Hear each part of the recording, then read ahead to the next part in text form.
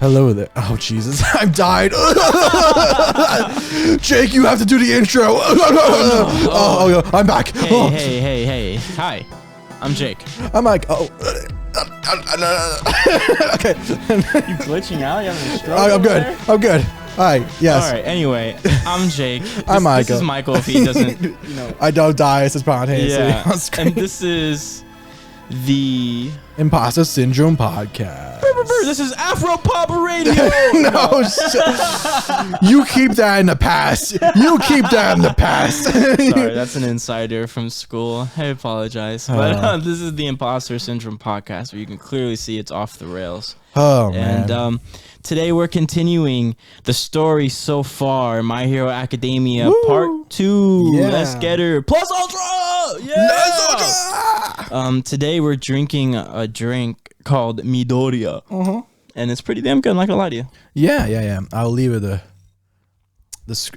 link in the description to the recipe, so anyone else at home can make it. It's pretty good, nice minty melon drink. It's like fruity, but then has a little tartness to it. Yeah. But not in a bad way. It's good. I like it a lot. It's green. It's cool. Nice. Shout out to Michael for always supplying us with the goods here. Yeah. Our own mixologist. He's great. Has a good collection. He's always a good sport. Yeah. And so today we're going to be talking about part 2. We last left off with Deku versus Bakugo part 2. We discussed how Bakugo won the fight at the very last minute, and kind of like, I don't know, within this venting / argument / brawl, they kind of left the toxicity on the streets. Yeah. You know what I mean? It stopped. It's what was once a rivalry full of like a toxic rivalry that's like full of like ego and bitterness. Yeah, is now just kind of like a more friendly, lighthearted rivalry. Yeah. You know, where they're both competitive with each other, but not to the point where like they're gonna rip each other's heads off or something like that. Right. You know what I mean?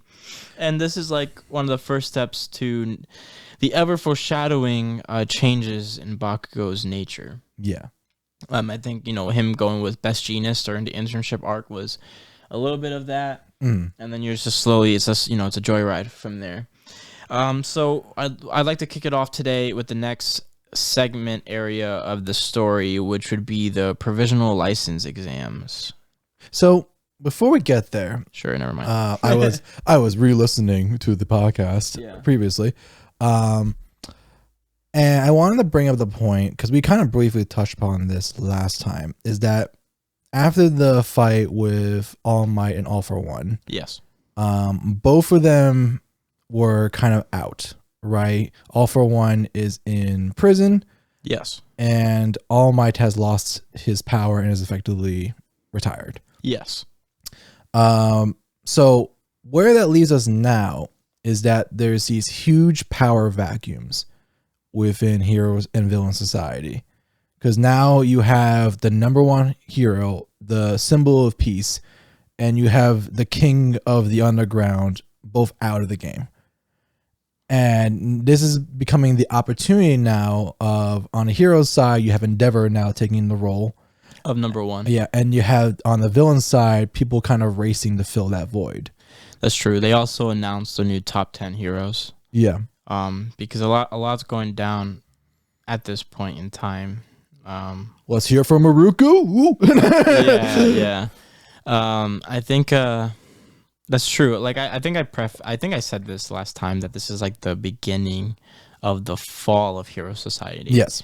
And you'll start to see that slowly come to pass until we reach a certain point where it does indeed fall, you know.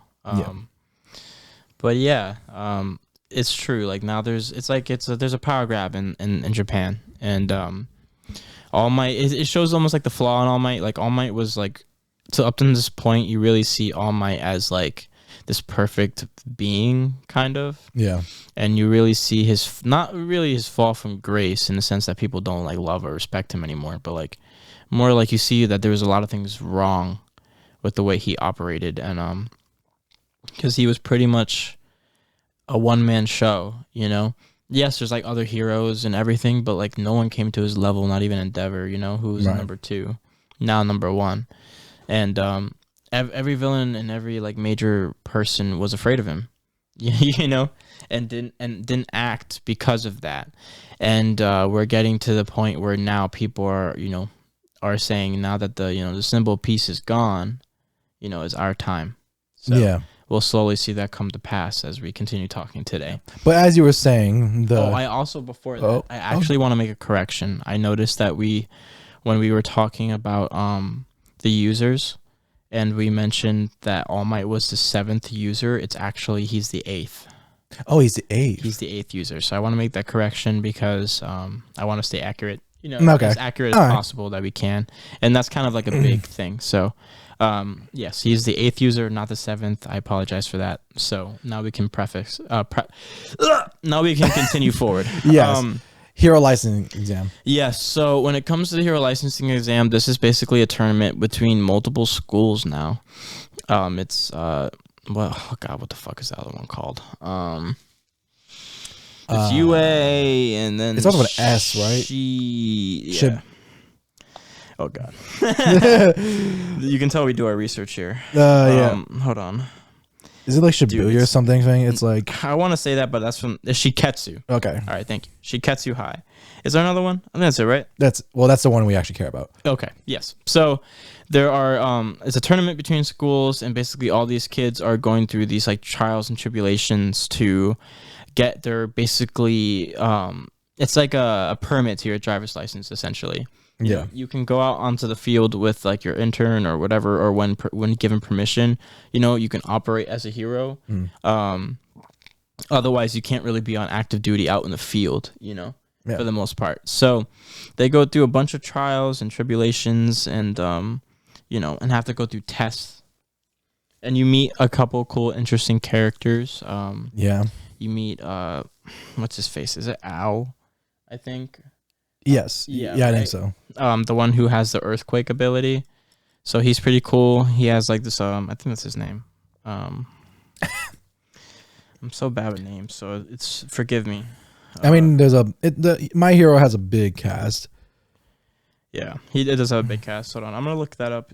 Talk, Michael, while I do that. Well, we meet a character named Cammy. Yeah.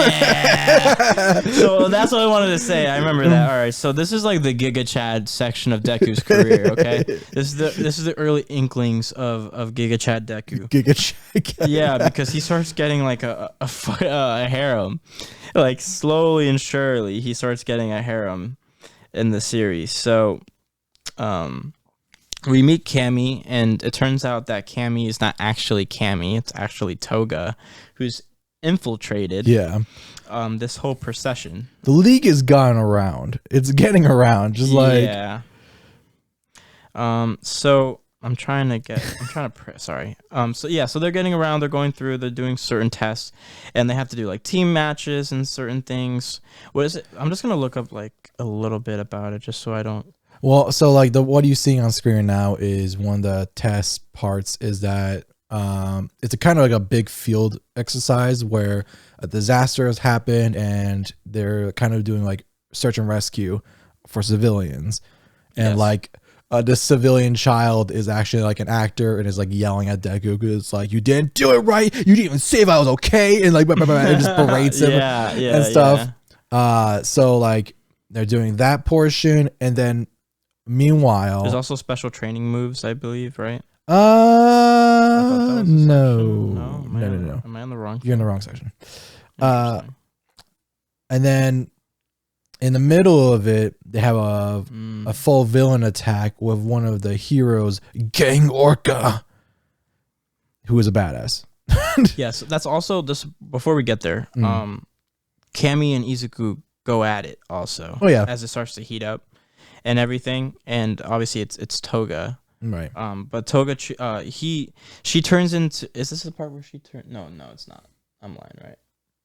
Where she turns into Uraraka and he notices. That it's not her. That is the part. Yep. Yeah. So she turns into Uraraka because she has her blood, which is Ochako, aka Uravadi. Names. Is everyone following still? It's the float. It's the little float girl who throws up, but she floats too much. Main heroine. The main heroine. Yes. So Toga turns into her, and Deku ends up saving her anyway, despite Deku realizing, because he's a smart guy, that it's not actually gravity. And she kind of starts to fall for him a little bit because she's like, wow, this guy is so fucking cool. Oh my god, I want to fucking kill him and shit. And, very yandere, like, yeah, very psycho lovers type shit. But that's one of the first inklings of this in general. We also learn about Deku's new developments with his full cowling. So he realizes that his arms are like not the only source of fighting power, and he starts using his shoot style. Yeah, where he mimics like Ida and stuff like that. His legs, his legs, leg boy. Don't skip leg day. Leg boy. Yeah.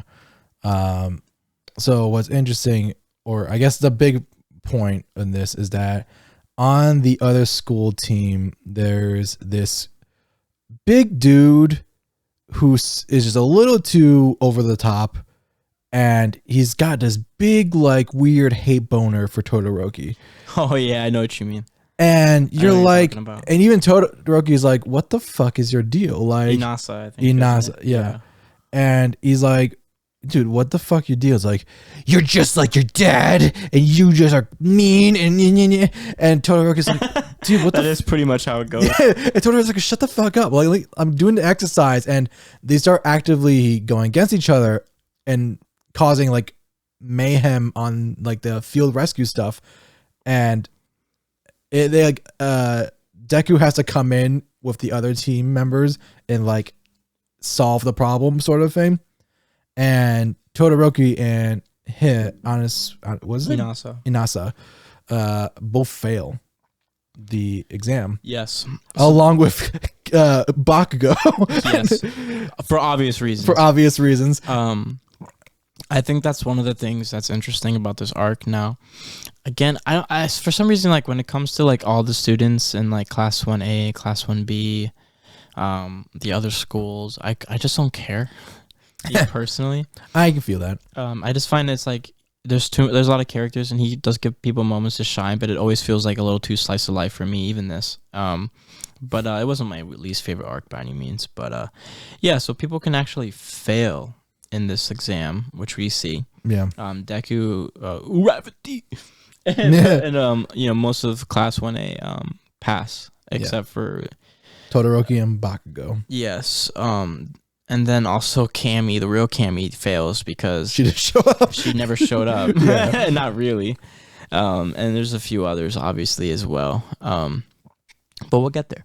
Yeah. But essentially, moving on, because that arc, who really gives a shit? Now we get to the fun part. Yeah, now we get to the fun part. So they get their hero license exams, and now they're about to begin their second internships. Okay. So, basically, at this time, we're not there yet. That was what was in the next tab. Not yet, Mike. Oh no, not yet. So actually, you know what? Fuck it, whatever. Well, okay. Actually, you know what? I was gonna introduce like a million and all that first. And okay. Well, I guess we will go chronologically then. Is that I kind of mentioned before that there was the power gap. Yes. On both sides. Yeah. So on the villain side, you have this charming individual, Overhaul.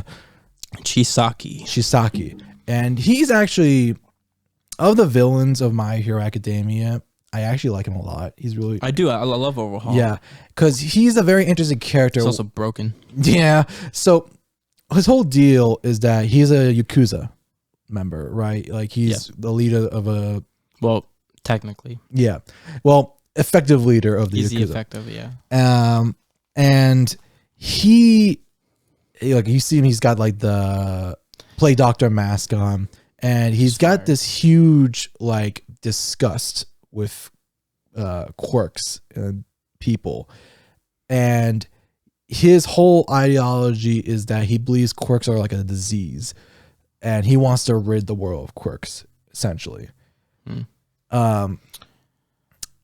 So he's kind of stepping in on the game, and Cat's kind of now in the way of our current villain Shigaraki, who's kind of alone now because he has no mentor. All for One was taken. Yeah. And so they actually meet up after a violent introduction, if you will. Yes. and you see that He like kills. What's her name? oh god, The transgender one. yeah, I know who you. Oh my god, we're bad with names. Yeah, bro. really. I feel like last episode we were so on top of names, but now I'm like fucking blank. This is like where like you have to understand like we haven't like read or watched this content in a while, so please forgive us for that. Well, yeah, it was like what, a couple years ago this came out. Yeah. And we're trying to really. It's not Madeline, right? It's Magne or Magni. Oh, Magni, right? Yeah. Okay. Yeah. So what's interesting and kind of horrible is that Shigaraki and Overhaul have pretty similar quirks.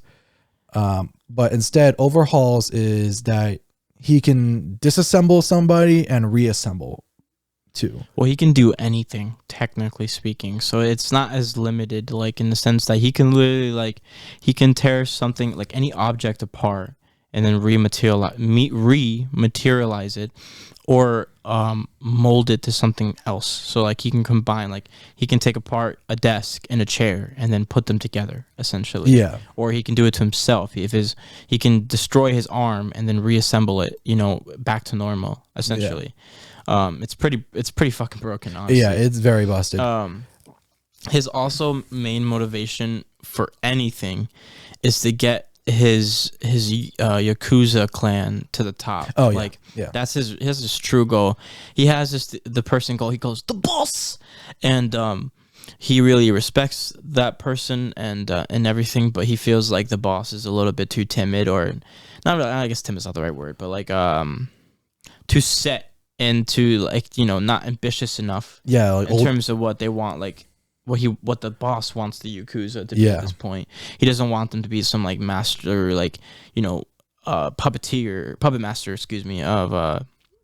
of Japan or anything like that. Right. And Overhaul has bigger aspirations, so he decides to do something to the boss so that he's basically in a coma for now until Overhaul can do his plans. Yeah, and then and go forward from there. But I want to take a break from Overhaul for a second before we mention the other character that's relevant to him, because I feel like we should talk a little bit about what happens now with Deku and all that.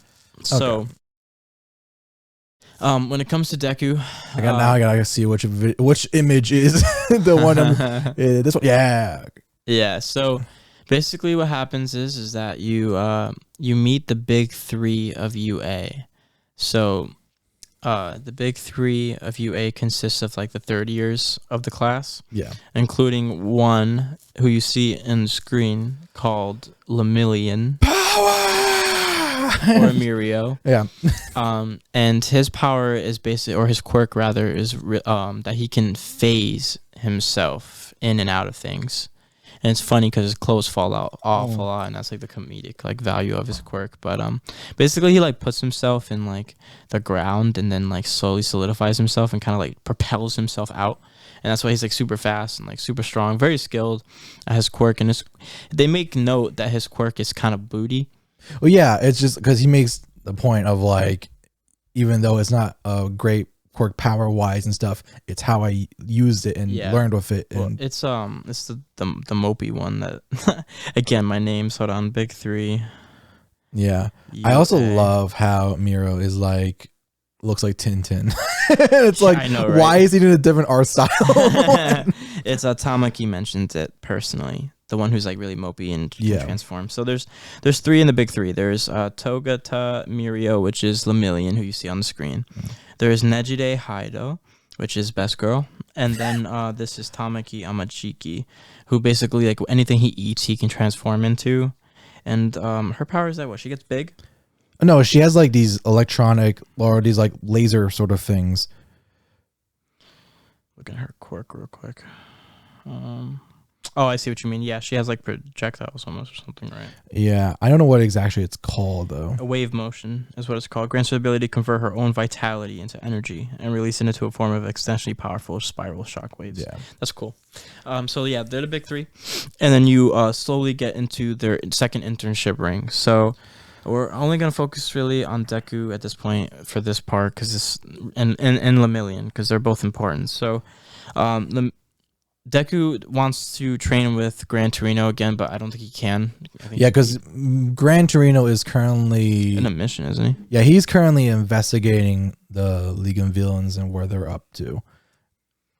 And he's kind of seeing what's happening with Overhaul is that Shigaraki has kind of submitted to Overhaul, begrudgingly, because like you see, like Overhaul has like a whole organization behind him now. Well, he has the resources, the power, yeah, and the knowledge to overcome Shigaraki, in that way. Yeah, and Overhaul has some sort of secret weapon that like is gonna change the game, and we'll mention that, and we'll get there. So Lemillion, or Mirio, suggests that he comes and internships with Sir Night Eye. Nope. There you go. Sir Night Eye. So turns out this character right here is actually All Might's sidekick. Yeah. So we learned that All Might had a sidekick, which is cool. So obviously Deku's super interested in that. And then also we find out that they had a falling out of some sort. Right. So they're not really on speaking terms right now, which is that's why I'm like mentioned like the story really puts a lot of heat on All Might. Yeah, you start to see a lot of things that aren't really perfect. Well, you humanize him a little bit more. Yeah, you humanize him a little more and make him less godly, I guess, in that regard. Yeah. Sir Night Eye's quirk is that he can see the future. So there comes a time where Sir Night Eye doesn't really accept Deku as the successor because we find out that it was actually supposed to be Mirio. Yeah. That's why All Might was coming to UA in the first place. I mean, let's not be around the bush. Night Eye is kind of an asshole. Oh, he's a dick. He's a huge asshole. Hard body dick. Yeah, like he's an asshole. Especially in the beginning. Oh yeah. And he just does not want anything to do with Deku for the most part, He does take him in, but he doesn't really have like a lot of high hopes for him because he thinks he's a failure. Because if you think about it, like Mirio probably as already number one in the school, already a master of his own quirk, and had the nice body. Pause for to wield One for All because he was strong, and that's what I meant, and basically, he would have been the perfect person to wield it. So Deku starts to feel the Giga Chad Deku was a short run because he starts to get a little insecure about his place in with One for All and whether or not it was the right decision. Because literally, he met All Might by happenstance, and All Might impulsively gave him the ability. Right? It wasn't like a plan or something he really thought out well, and so it comes to this point where you're kind of wondering, well, what is Deku gonna do then? You know what I mean? And is he gonna give the power to Mirio or whatever, vice versa? So he starts to train. He tries not to get discouraged, and and continues rolling forward. And him and Lemillion go on a little mission. Yes. So, they are doing some sort of They're also doing a little bit of an investigation. As well, because everyone knows that like things are brewing, and this particular group of the Yakuza are on the move. Yeah, and they're active. All right, and please be the right image. Yes. So this little girl runs out, and while Mirio and Deku are walking, and like collides with Deku, and she is terrified. Yes. And like she's got bandages on her arm, and Deku's kind of concerned, like, "Yo, are you okay, kid?" And out from the shadows steps Chisake. Fuck. Cheesecake. Out steps Cheesecake. Yes. Overall, yeah. To keep it simple. And like, he's kind of like, "Oh, it's my daughter." And she keeps running away. And, like, come on, let's go. And she's like scared shitless, and she's like holding on to Deku and everything. But I think Overhaul threatens her, right?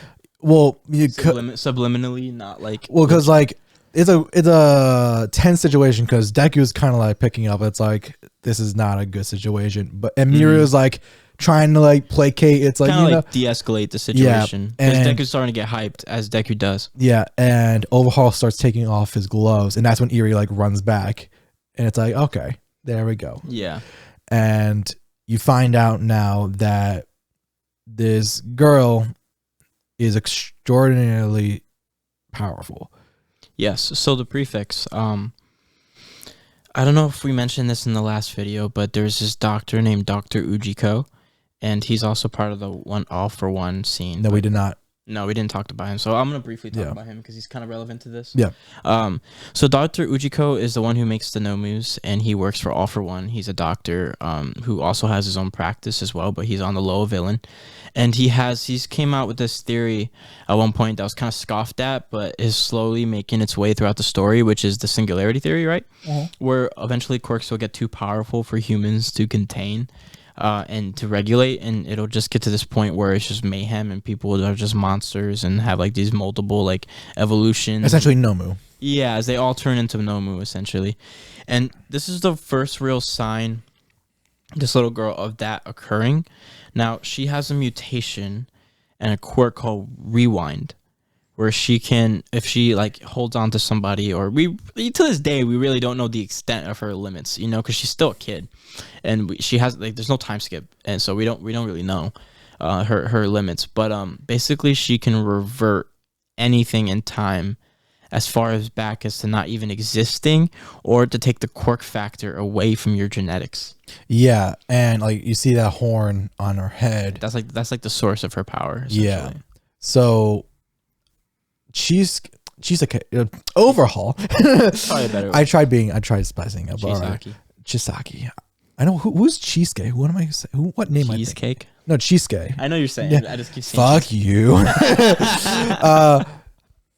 Overhaul has been essentially extracting her fluids by mutilating her. Sounds weird. The way you're saying it. I basically disassembling her, putting back together. Yes, he's basically using his quirk to take her apart and put her back together. Yeah, and using her blood has crafted these special bullets that when someone gets shot by them will effectively take away their quirk permanently. So now there's a new element in play. Like, honestly, ladies and gentlemen, we are reaching, in my opinion, one of the hyper moments of it's one of the best arcs of the series. Yeah. And definitely top tier, best section of the anime so far for you anime onlys. Oh yeah. So far nothing compares in my mind from what I've seen to this arc that they did. Oh man, so good. So now there's a new element, because now there's fear, right? It's not just dying. It's not just like losing or not saving somebody. It's now like your whole like career is done. You know what I mean? If you get hit with this bullet type thing. Yeah. So the prefix. We have a lot of prefixes. Well, because we talk about main events, but there's like a lot of side elements to it. So we need to talk about a certain side character who gets the spotlight, and that's not you. It's you.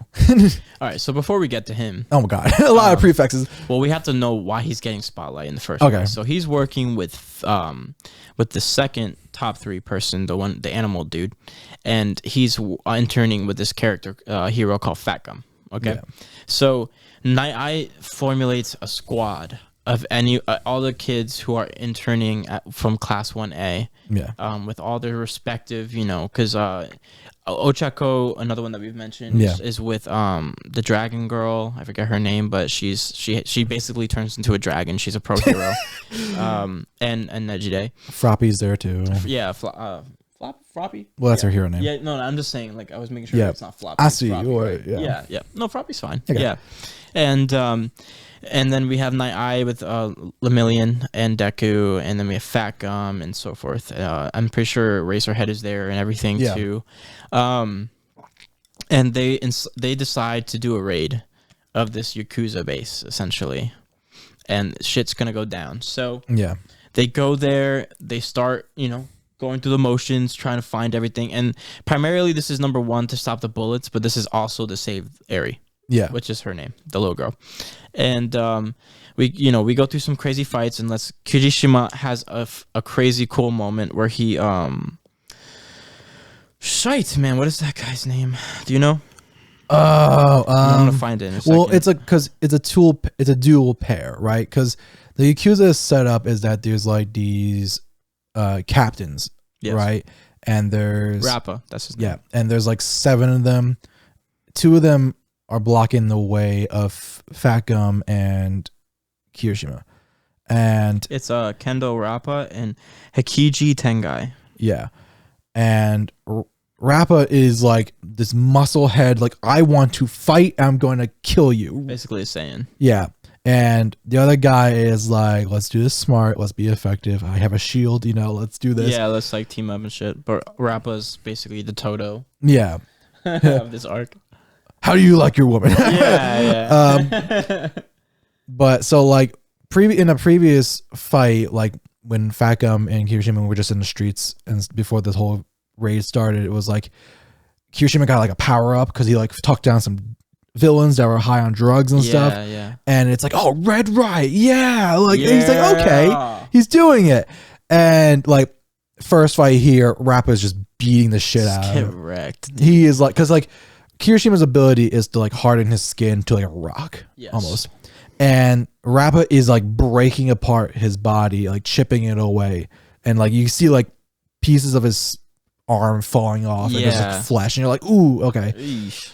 And you get a lot of like character development with Kirishima, of like you seeing kind of like why he wants to be the way he, like the hero he is. Yeah, you get like he was kind of a coward and not someone who you can depend on when he was in middle school. Yeah. And he saw like he just felt, I don't know, he saw what the bug girl, right? Ashita, and saw like how courageous she was to some extent. Like she like Gigantomachia. Well, yeah. There's a hooded figure who's like literally huge that comes up to one of these girls or whatever, and this like civilian, not any of the heroes, and in the past is a flashback, and she's fucking scared shitless. Yeah. And Kirishima doesn't know what to do. He's like frozen, but then Ashido comes out and like kind of just tells him off. Basically just tells him to go another way. Yeah. Like, here's the way.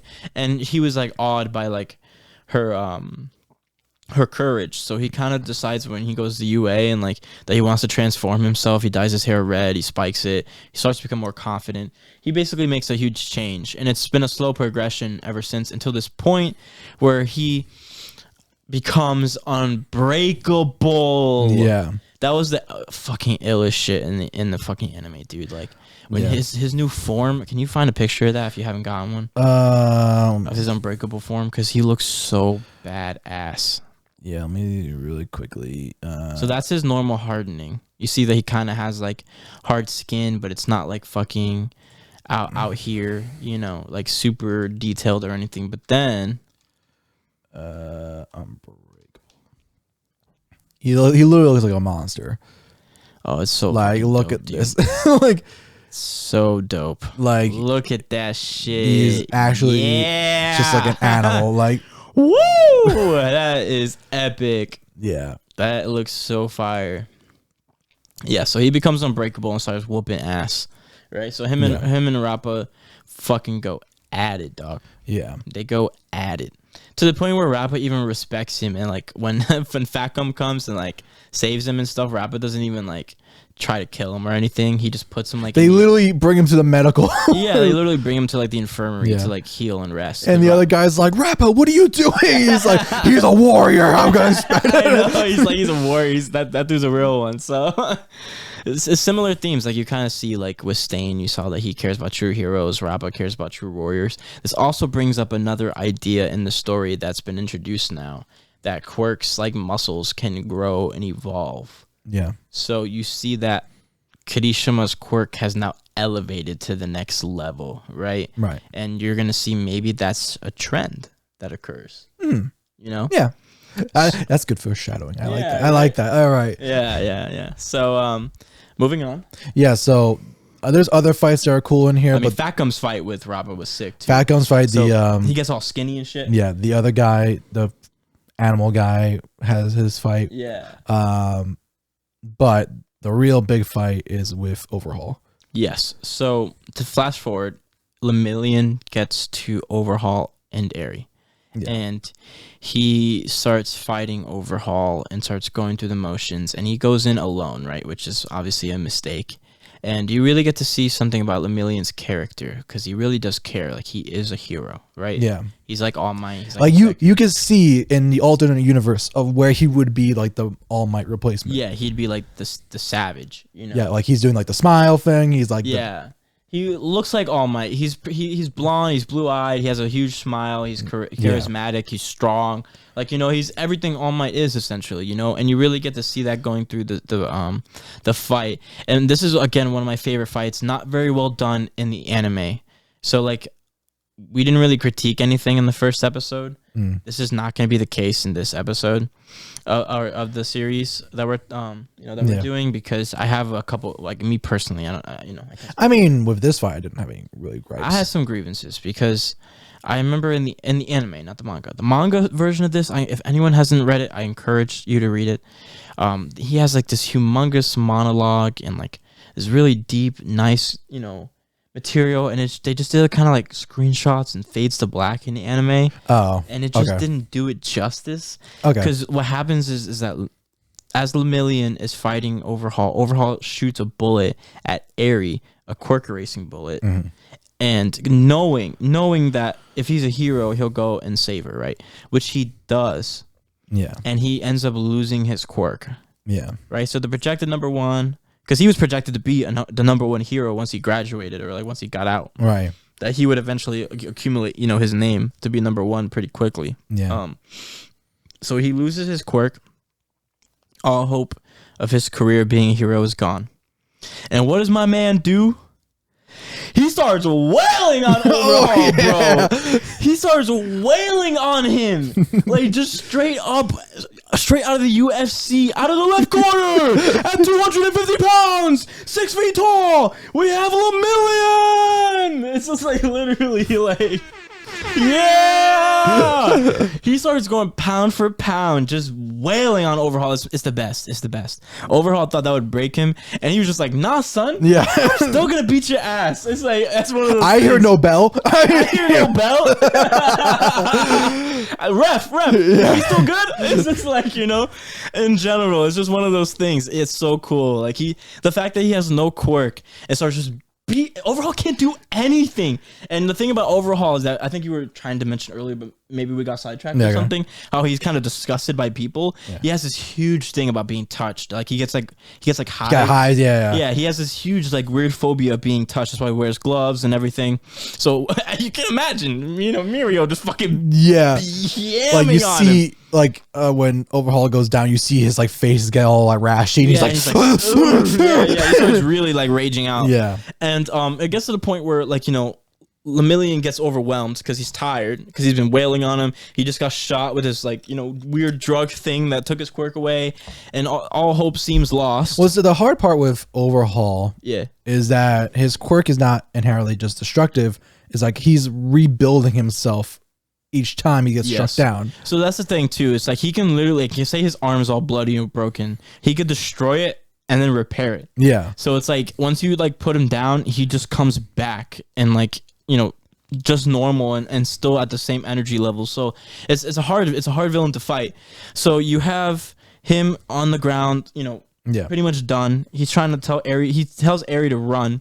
But then he screams at her because he's a tormentor of hers. You find out that Eri is actually the granddaughter of the boss, which makes this like equally level layers of fucked up, right? Because Overhaul worships this man, but yet he's willing to use his granddaughter as a tool, and put him in a coma. You can see that Overhaul is not very nice. He's a psychopath. Yeah, he's not very nice, and his way of expressing his love and his emotions towards people is not good at all. No. So he continues forward and screams at Eri that he'll kill everyone here if she doesn't come back, because Lemillion tells her to escape, which she does. Yeah. And then she comes back and Mirio's like, what the fuck? Pretty much like, no. But then we have Sir Night who comes in. Yeah. And he starts fighting and start brawling too. So like we said that Sir Night can see the future with his eyes, as well. Yeah. I'm trying to see if there's parameters to his abilities, isn't there? If he touches somebody, he can read their thoughts for that whole day, whatever, 24 hours.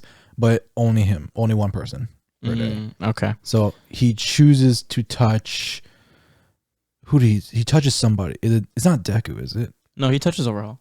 He touches Overhaul? Yeah, he does. Okay. Because he says he sees like everything that's gonna go down, like the way it's going. Yeah, and he sees that they lose. Yes. So like, panic, right? Yes, super panic. So he fights him. They're going at it, because Night Eye doesn't have any other abilities except for seeing the future, which is broken. But like, you know what I mean. So he's a hand-to-hand. Not guy. to say he's such. He's got like little stamp things, and they're like weighted or whatever. Yeah, And he like just knocking the shit out of Overhaul. Yeah. But it ultimately leads to Sir Night Eye being overwhelmed, and he gets stabbed repeatedly, and he seems down. By like stalactites, not like knives, like stalactites, like just rip through him. Yeah, it's bad. Yeah. So he's down. Mirio is shocked. Who's next? And then when all hope seems lost, our friendly neighborhood green Giga Chad, Harem Boy, comes in. And this is like where, like I said, this arc is literally the best, man. So like for like. Deku was using, when he was fighting Bakugo, I don't think we mentioned this, but like Deku's slowly been increasing his percentage of how he can use full cowling, and he's at the time that he fought Bakugo, which is shortly before the provisional exams, he was using 8% of full cowling. At this point, when he's about to fight Overhaul, he says his max is 20. Yeah. Right. So he's now like jumped 12%. Yeah. And which is fucking awesome. And he's going in and he's fighting Overhaul and everything, but Deku can't get in. And because he knows that like spikes are coming out of the ground, because like he said, like we said, like Overhaul can manipulate anything, right? And change its like matter pretty much. So he can't change like the material, like, but he can change the form, so of pretty much anything that he breaks. So he's throwing like spikes on the ground and everything. Like Deku almost died if it wasn't for the fact that he had like steel plate boots. Well, then he also he fuses one of his support. We're not there. Is that not it? No, not yet. Okay. And wait, did he fuse twice? No, just the once, right? Oh, I don't remember now. I feel like he fused twice. Oh shit! And I feel like maybe it is twice. No, I feel like he did. He actually. All right, hold on. Not the character twice. We'll be right back.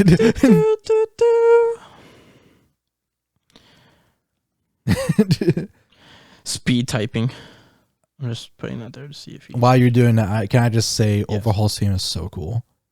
It's like a trap beat sort of thing. Yeah. With like some traditional like Japanese instrumental. And it's so like, oh, I'm like, yes, this theme's so cool. It's so swaggerly. It just comes on. It's like,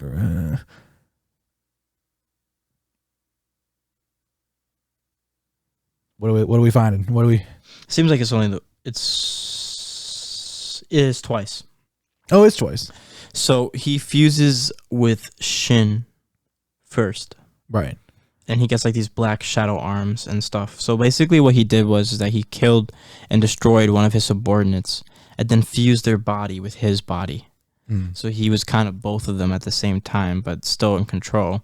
And he has like these gigantic arm things and these shadow arms, and he's fucking on another level. Yeah. You know? Right. And Deku's having a fucking hard ass time. Right. So it gets to this point where he ends up convincing Ares being captured by him essentially. Yeah. And he doesn't know. She's stuck, and Deku's like, you don't need to do this. Like, come, like I will help you. You know what I mean? Like, right. This is what we're here for. And she sees like the cape in the sky, which is Mirio's cape, because obviously she like respects Mirio because he saved her life, you know, and whatever. And he's always been really nice to her. They have like a bond, and she jumps. And Deku jumps for her as well. Yeah. And in the process of her running away from Overhaul, she actually rewinds him.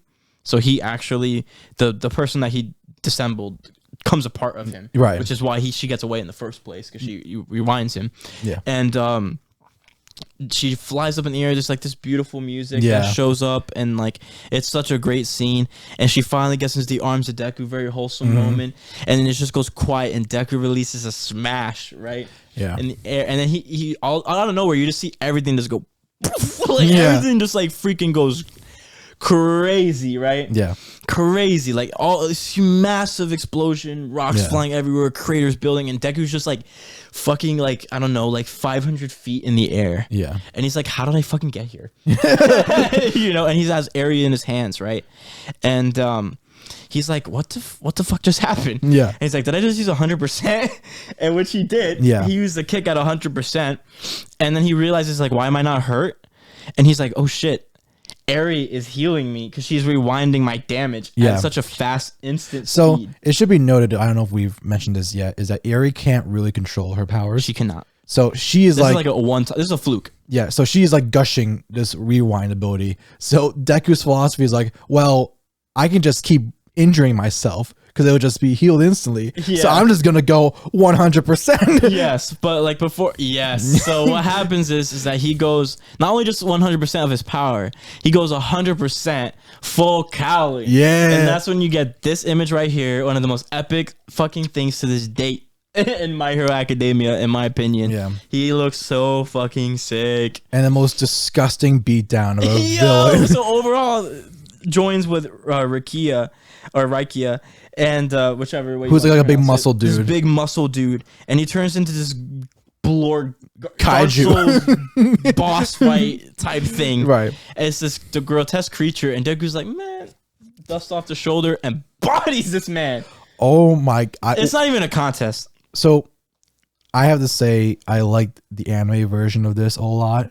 So much because there's literally a scene where like, because he's tossing Overhaul around like well Deku's like flying in the air using Air Force and like pushing himself, and like there's one point where Overhaul is like in the air and Deku's like reeling back a punch. Oh, I know, I love that scene. You just see the silhouette of this creature. Yeah, because he has Aries hair in the back. So he just looks like this giant man, and literally the sky lights up with fists, and you're like, it looks like a scene. It looks like a One Punch Man. Yeah, and my favorite thing about this is that during the scene, All For One's theme is playing. And at first you're like, is it kind of like for Overhaul? You're like, no, it's for Deku. Because like you're seeing the perspective of like a person who cannot handle this. Yeah. Essentially like someone who's not on their level. Yeah. And you're like, oh my God. It was like an insight to what the future holds, essentially, because he's max power right now. Yeah. Well, also, in like you see the briefest of moments, like you were talking about, like you see like he looks like a monster almost. And you kind of have that little moment of like, what if Deku was a villain? Like, like no one can stop him. Oh yeah, it's like what's the flip side coin of like all one for all sort of thing? Yeah, and you're like, ugh. Yeah, that's the type of thing too, right? I like that too. Foreshadowing, maybe. Yeah. So one thing I want to prefix, before we finish is that at this time, Sir Night, still alive, had the mentality that the future that he sees cannot be changed. So he saw the reason why he's not talking to All Might anymore is because he saw a vision that All Might will die a horrible death, and he asked like All Might to chill, like with the hero stuff. All Might's like, how about you chill? Yeah, All Might's like, get the fuck out of here with that shit.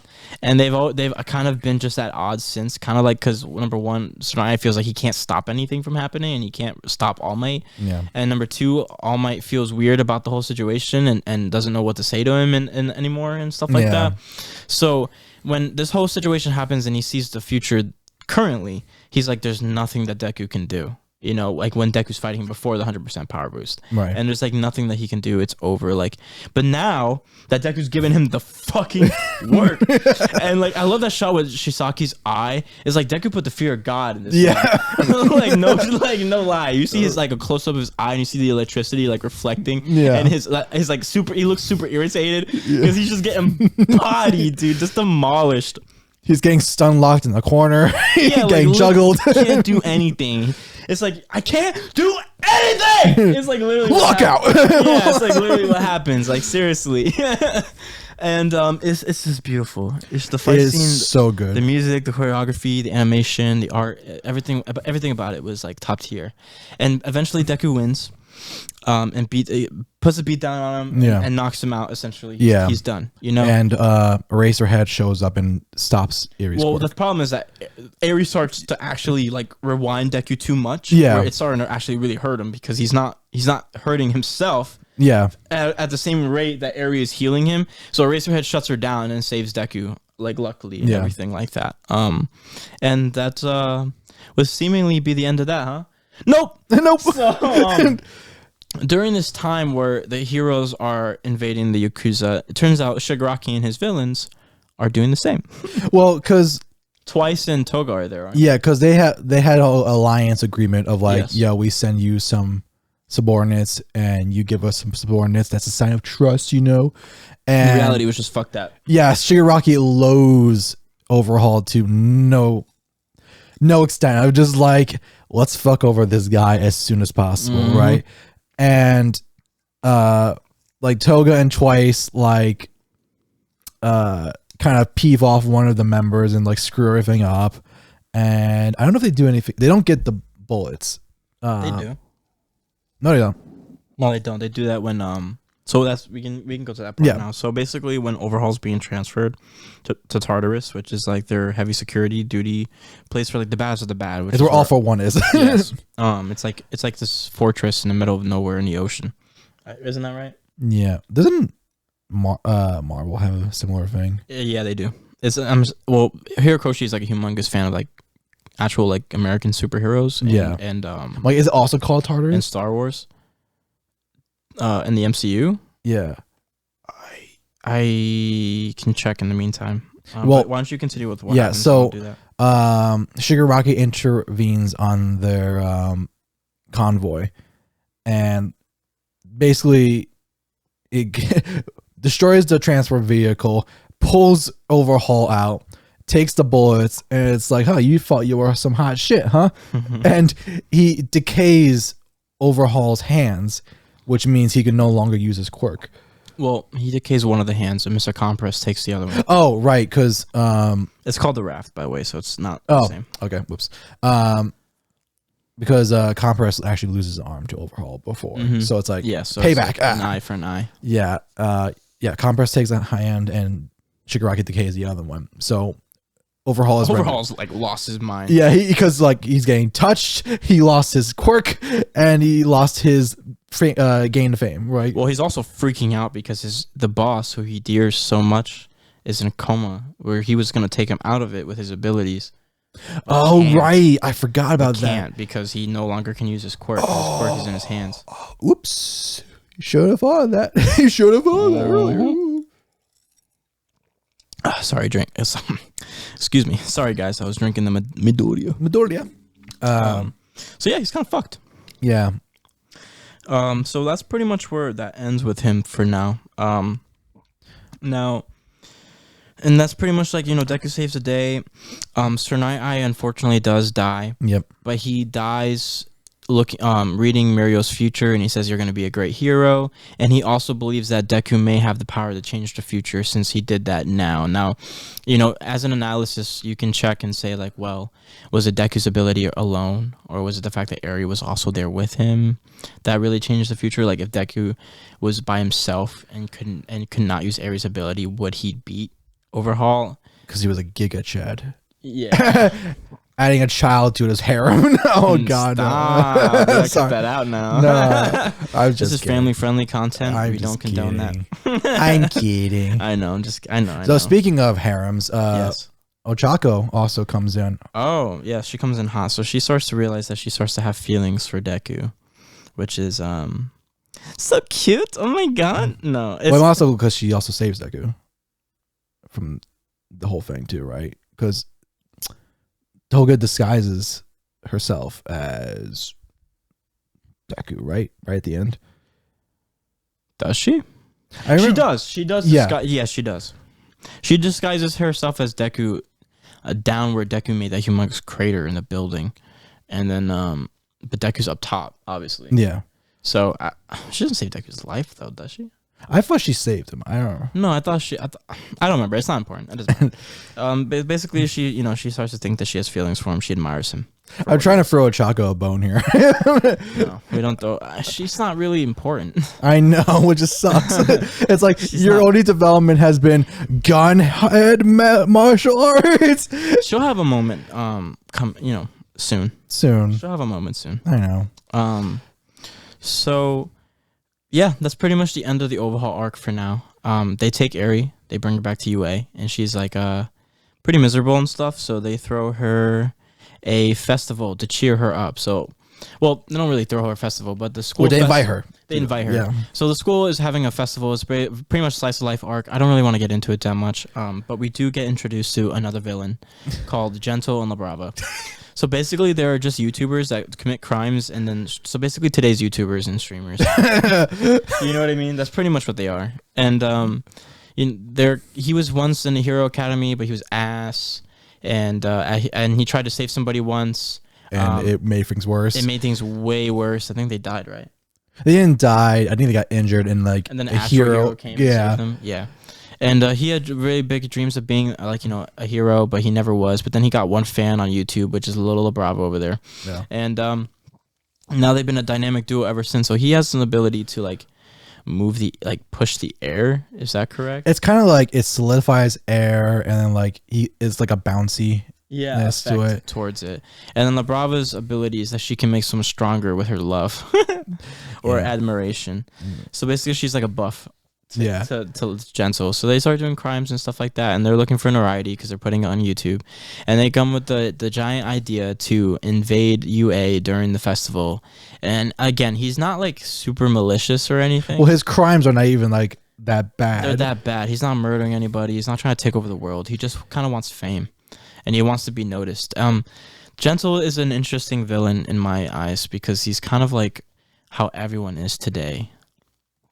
Like I'm not getting like not politically, but like just everybody like on social media wants to like reflect themselves like the best version of themselves, and they just all want the likes and clicks. Even us, like we want the views, the clout chase. It's like all about the grind and the clout chase these days. And some people obviously do it in a more normal way. I don't know if any of this social media stuff will ever be healthy, you know, for like people, Yeah. But it can be done like in a healthier way, I guess you can say. You don't have to commit crimes or just consume yourself. But even people today go to like such extreme lengths, like that dude who tackled Dave Chappelle the other day. I remember. I thought I saw something about that. Yeah, some dude tackled him tried to tackle him on stage, and it had like a prop knife. You can go back to Jake Paul or Logan Paul in the suicide stuff. Yeah, you can Logan Paul. Yeah, you can go back. Or to Jake that. Paul was during the riots that were happening. That too. Yeah, it's just like people will do the craziest things for fame, and sometimes, and like you ever saw a Tesla that ran over that ramp and like ran into like 5 cars, and the guy just abandoned the Tesla and just left. Yeah, it's just like people are crazy. So it's kind of like a reflection of today's world to some degree. I mean, Gentle is a lot more mannered than that. He's like a gentleman and stuff like that. He's not evil. But I'm just making it. I got a connection. I don't want to stay. I don't want to. Well, they humanize him because he's not a dickhead. Yeah. He's a very respectful person, and like he's at the core, he's a good person. Like when he ends up running into Deku, which comes, Deku gets these like new gauntlets. Yeah, he can use like Air Force abilities, like because he can push the air like with the sheer force of his strength. So he decides to like as a range attack because he's trying to like equip his arsenal. Right. He has like these Air Force pushes that he does with his hands, like pew pew pew. Yeah, and like the big thing is like security is like super top notch with this event because everything that's happened so far. So like if one alarm trips, right, the whole thing's getting shut down. And you have to imagine like this whole thing is for Eri because she's been this miserable, tormented child. She doesn't feel like she belongs. She feels like she's gonna get people killed just by her presence being there and stuff. And she's haunted by Shisaki or Overhaul. So they're doing this to cheer her up and to try to like warm her up to the idea that she's free now. So Deku comes across them. He fights them. and he refuses to let them interfere because he knows what's at stake. They don't know what's at stake, but obviously they have their own convictions too. So it's a battle of convictions. Like on one hand, Deku wants to bring joy to this little girl. On the other hand, Gento wants to make La Brava the only fan he ever had, proud, and the only one who ever recognizes that he exists, proud of him, and shows that he's actually worth something, prove something to himself. So it's the battle of convictions, and you know what? For a like jokish kind of character, he actually has a lot of intricacies to him. A lot of intricacies, and the fight's actually really good too. It is really good too. He goes off, and especially when La Brava gives him the buff, he tries really hard. Yeah. But you see the goodness in him, like because like he's like when he eventually inevitably gets caught. Deku apprehends him, and he's like, just tell him it was all me. Like, don't let La Brava get the heat. Yeah. He was telling her to run and leave, and like, it's like, I brainwashed her. Yeah, like it was all me. So you really see that he cares about her, and I forget if she's an actual adult or not. I think they just draw her like that, but she's not actually a kid. It's. You check the wiki because I remember there's a flashback where she's in school, but I don't know how much time actually passes since then. And yeah, well, you have to imagine that like he has like a whole beard now. He looks kind of old. But did he always have silver hair? I don't remember. Yeah, he did. Yeah, so it gets tricky. She's 21. Okay. Yeah, she's 21 and Gento is 32, so it's not that bad. It's only 10 years. I was gonna be like, Hirokoshi, come. So, rule 34? No, I'm joking. Oh, that is a cricket. That is not the one. Oh man, I gotta. You done goofed. It's over. Okay. There it is. I'm sorry. Nope. Okay. No, I can't stop it. Oh no. Oh man, we're off the rails. All right. Okay. So I died again. This is family friendly content. Okay. So he gets apprehended. They have the little festival thing, and Eri really enjoys the performance that they put on, and you see like the shadow looming over her disintegrate, and she's like, hooray, wow. Shout out to Jiro for getting the spotlight. Yeah, right. She Jiro, we haven't really mentioned her. She's one of the people in class A. She has like headphones for ears. Yeah, she got like sonic ability or something. Yeah, she has sonic abilities, and she was like she devised this whole plan to like have the kids perform a song or something like that. And actually, it's a pretty good song. Yeah, it's pretty fire. Yeah. All right, so going on from there, we've rescued Eri. We've had a good time. Gento's been apprehended, and now we're moving on to a new training arc. Hooray! This is where like the criticism really gears. Yeah. So tell me, Jake, what grinds your gears? What grinds my gears is Class 1B being relevant to the story at all. Let me talk about the things I don't give a fuck about. Class 1B, excuse me. I care about Class 1A. Well, sometimes. I find these characters the most irrelevant, useless characters on the planet. Like, I don't know. Like, especially at this time. Like, they barely had any screen time. No one one's had any character development. Not really. And like, no one cares. Not even Shinso? Well, Shinso's not part of them. Okay. Really. Okay. Because we never even talked about Shinso. We've not. That was actually that's a derp on our part. Shinso was actually prevalent to some stuff. Well, Shinso got important now with this arc. No, he was important before too. We hit one. To some extent, because it kind of interludes into this. Yeah. Okay. True. All right. Real quick. Okay. Prefix again. we're going back. So back when we were having the initial tournament, Deku's first match was against this kid, who was not in any program at the moment. This was kind of a test to see if he should be in the program. Well, not even. It was like he was in general studies. He was just in general. That's what I mean. Yeah, like in the hero program is what I mean. Yeah. And his name is Shinso. He's really dope. He has a quirk called Brainwash, where if he says something to you and you respond to him, he now has control over you. Right. Deku. This happened to Deku, and something occurred with him and One for All, where he almost felt like someone was talking to him. Or he could see like different people, and it snapped him out of it. Yeah. Essentially, right? Flash forward. Now we're back. All right. So there's this whole thing with Class A versus Class B, where they have like this big tournament where Class A has to fight teams on Class B, and it's a 5v5 tournament, and whoever apprehends more of the other ones by the end of the marker, or whoever does it first or whatever wins, right? So you go through the motions here. You have some character development for some people. Blah blah blah blah blah. I really don't care about. I know this you part. don't. Okay. I don't like the prefix. I don't like the prefix. Not the. Not the prefix. We've been saying that so much. I don't like the setup that Class 1B has any business contending with Class 1A. They've been like, while you guys have been on the field hunting real villains and going out on real missions. We've been studying the blade. yeah, right. We've been sharpening our tools. Well, it's mostly this douche nozzle in the middle next to Deku. What is his name now? Monoma. Monoma. Monoma is he wants the infamy of Class 1A. Yeah. But doesn't have apparently unfortunately for him, he's a side character. Yeah. A very minimal side character. And I just don't give a shit about this tournament. I remember this being like super slow when I was reading this, and like I was losing a lot of interest in My Hero at this time. Not like I was never gonna read it again and drop it, but I was kind of just like, man, we just got off this like super dope arc. Gento was pretty cool, and now we're here. But this arc does have two caveats that I want to talk about in particular. One of them is that Bakugo is actually a really good leader, and you see his progression. He leads his team of 5, and they one and done everybody. Yeah. You know what I mean?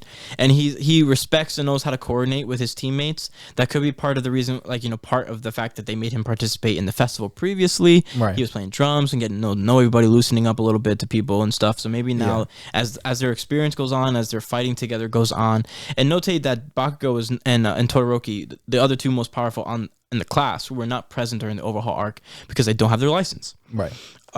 So at this time, Deku goes on and he's fighting with Ochako and Ida on his team, and he's fighting. But Ida's on it. Is he not? No. I could have sworn. Never mind then. He's with Ochako, and he's fighting a team of Class 1B who I don't care about, and Shinso, who is they don't know where he's gonna be, but he's part of the hero program now, essentially. And he's been training with Eraserhead, which is pretty fire. Yeah, that's why he's got the bandages on him. Yes, and he has a new mask, as you can see, because you have to imagine, like, his power is cool, but once you realize what it is, like, how do you use it, right? Yeah. Because if a villain figures it out, they just won't respond, and then he's useless, right? So his mask actually makes him mimic other people's voices, which is really sick. Yeah. And which also gives him an edge, you know. And Deku's going into this realizing that he's fighting Shinso, and realize that there's something going on one for all. Like, he's been having these dreams and like different things, right? And he doesn't really understand what's happening throughout this time, right? And he decides that he's gonna get brainwashed on purpose this time, so that way he can see. Because last time something happened when he did get brainwashed, so he wants to see if it'll happen again. Is that what happens? Yes. I don't remember him intentionally wanting to get brainwashed. I'm pretty sure it was, because he had that whole moment in his bed where like electricity went all over the place. Yeah, but I don't think it was in the middle of the fight though. All right. I know, like, because it's him and Ochako versus Shinso and Monoma, and they're kind of like fighting in this area, and then like, let's see if you. I'm trying to see. Live fact checking. The 4 of them are throwing down in the middle, and Deku is like reeling back and is like, I'm gonna sock this bitch in the face. I'm gonna use my quirk, and all of a sudden his hand explodes with this dark tendril energy. Yes. And he's like, what the fuck? What the fuck? Yeah. What the fuck? And everyone's kind of like, is that Deku's quirk? Yeah, they're like, Yeah, and like he is like clenched in pain, and like it's tearing apart his arm, sort of thing, and it's like destroying the arena. It's destroying and the whole Shinso's like, what the fuck? Like he's like, yeah, right. And of course, like he's kind of freaking out, not knowing what's happening.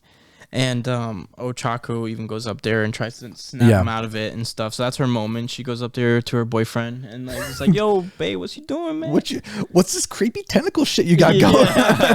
So Deku in his mind ends up going to this place called the Vestige World, where again, flashback, when Deku gets brainwashed the first time, he actually sees the users of One for All for the first time, the previous ones. Yeah. And this time he actually talks to one. So he talks to the 5th user. This guy. Banjo is his name, right? Yeah. If I'm not mistaken. And his quirk is called Black Whip. It's pretty much a Spider-Man ability where it shoots out and it grips things. It's pretty much a capture technique for the most part, or a swing technique, or a traversal technique, or whatever you want to call it. And this is where you learn that, similarly to how we talked about how there's an evolution of quirks that are occurring these days. Yeah. Deku's quirk has evolved even beyond its normal capabilities. So it's he learns at this moment in time that he will manifest each quirk of the past users of One for All. Yeah. And so essentially he's got like 7 quirks lined up. Yes, lined up and on their way. You kind of find out, like, you know, that the quirks, like, you know, through quirk evolution, like, One for All's gained some sort of sentience, and that, like, as you have a quirk, like, your personality and essence of the quirk is still intact with it. Right. So, like, when you pass it on, or when it's taken, or whatever, a little essence, a little part of you. Oh, I got my nose. Holy shit. Sorry. Yeah, so you kind of find, like, I don't know, you kind of have the essence of the person that, you know, first had the quirk inside of it to some extent. Right. And you're getting this vestige world area. So Deku gets brainwashed this time, like you mentioned, willingly. The second time to stop, because Shinzo tells him to stop, and he does eventually. Yeah.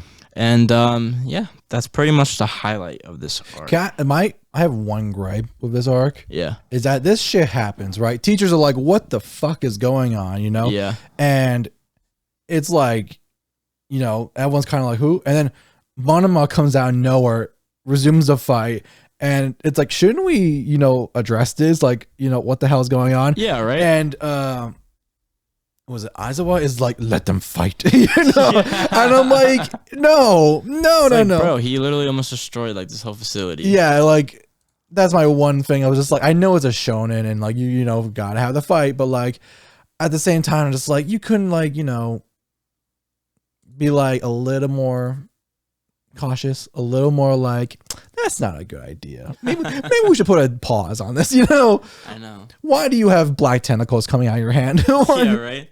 It's just like, and also like the stupidity of everyone. Like, Deku was just like, oh, this must be a new aspect of my quirk I didn't know about. Literally. And everyone just takes it. Yeah, literally when it first happened in the manga, the main theory that was going on is like, is that All for One, like, tentacle thing coming out? And I was like, oh, fuck. Like, crazy. I was like, I kind of don't like the color of it. Green? Yeah. It just coincides with everything about him that, like, I know, but like fucking that One for All just kind of changes to the users you know, liking. I know, because like when it was originally like illustrated and stuff, it was kind of like this red tendril thing, and I was like, that's a lot cooler looking, and it was a lot more threatening the first time I had it, because you're like, All for One, like, yeah. Well, now that we know what it is, and it's just a grappling ability, it's kind of like, eh. Yeah. But this leads into the next section, which would be briefly like the preliminary provisional license exam things, where Bakugo and Todoroki are now like having to be tortured by these little gremlin children with Cammy, who's an idiot. Yeah. Yeah. Oh, we also forgot what's her face? And that's the one who makes his gear. Oh, Hasume. His second his third harem person. So like this woman's constantly like barging out of her thing, falling on top of him, and her boobs in his face. Yeah. And Ochaku stay being mad about it. and it's funny. Don't get me wrong, but basically she like makes his gear and stuff like that. So now he wants to make like, it doesn't he have like holes now in his thing did he always have that? Yeah, no. Now he's got like, now he has like little holes in his gauntlets for his black whip. Yeah.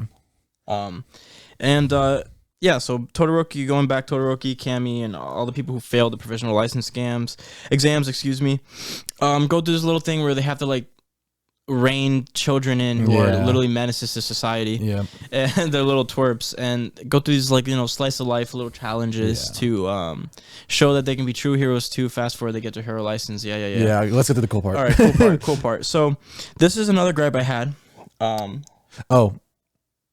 Which way are we going? Which order? Are we going anime order or we're going manga order. Okay. We're going manga order. Okay. So I need to go back one then. So I have a gripe with this season because this came first in the manga. So it went Class 1AB, the provisional license exams, I'm pretty sure. Yeah. And then My Villain Academia. So in this arc, you're going to find that it focuses predominantly on the villains, right? Yeah. Shigaraki does not have one all for one anymore. He's broke, has no resources, no money. He's in this little shed. He destroyed Overhaul, but still has no fame or notoriety or anything. Yeah. And he gets contacted by Dr. Uchiko, the doctor for All for One. And he says, you are the successor, to All for One, and I will, go through the motions to help you, give you resources, give you power, but you have to prove yourself to me. Yeah. Pretty much. And Shigaraki's like, all right, like, what do we got to do? Yeah. And he's like, you got to rein in Gigantomachia. Now, Gigantomachia is like this human monstrosity. A behemoth. A literal behemoth. And he is only submissive to All for One. So Shigaraki and the League of Villains have to gain its respect and dominate it.